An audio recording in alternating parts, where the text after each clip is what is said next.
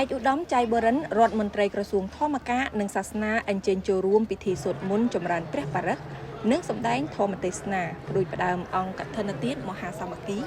ដើម្បីវេថ្វាយនិងប្រគេនសម្ដេចជាអម្ចាស់និងព្រះមន្ត្រីសង្ឃដែលគង់ចាំព្រះវស្សាឱកាសត្រីមាស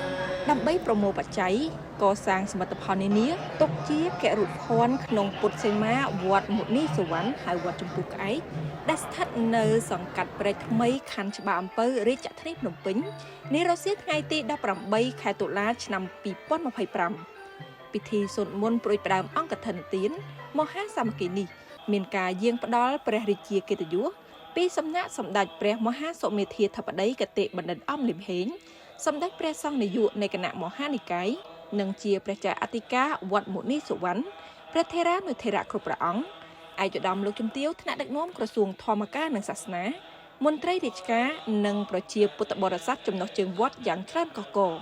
អង្គកឋិនទានគឺជាបុណ្យមួយដែលមានក្នុងព្រះពុទ្ធសាសនាតែប៉ុណ្ណោះជាទានមានមកតាមផ្លូវព្រះធម៌វិន័យក៏ជាទានដ៏ពិសេសមួយនៅក្នុងការកំណត់ពេលវេលាច្បាស់លាស់ពុំមែនអាចធ្វើនៅពេលណាតាមចិត្តបាននោះឡើយហើយរយៈពេលទទួលកឋិនទានក្តីនិងរយៈកាលធ្វើកឋិនទានក្តី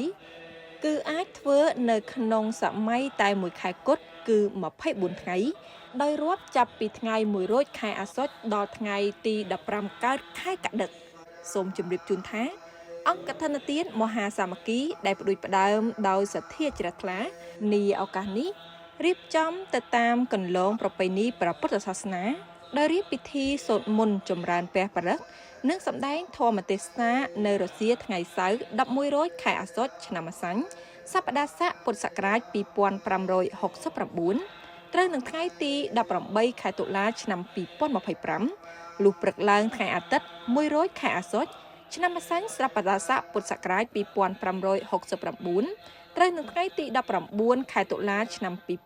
2025រៀបចំដង្ហែអង្គកឋិនទានប្រតិសិន3ជុំព្រះវិហារនិងវេថ្វាយប្រគេននៅគ្រឿងអដ្ឋបរិក្ខារនិងបវរណាបច្ច័យថ្វាយសម្ដេចជាអម្ចាស់ទុកជាករុភ័ណ្ឌនៅក្នុងវត្តមុនីសុវណ្ណហៅវត្តចម្ពោះក្អែកជាកិច្ចបំហើយបុណ្យ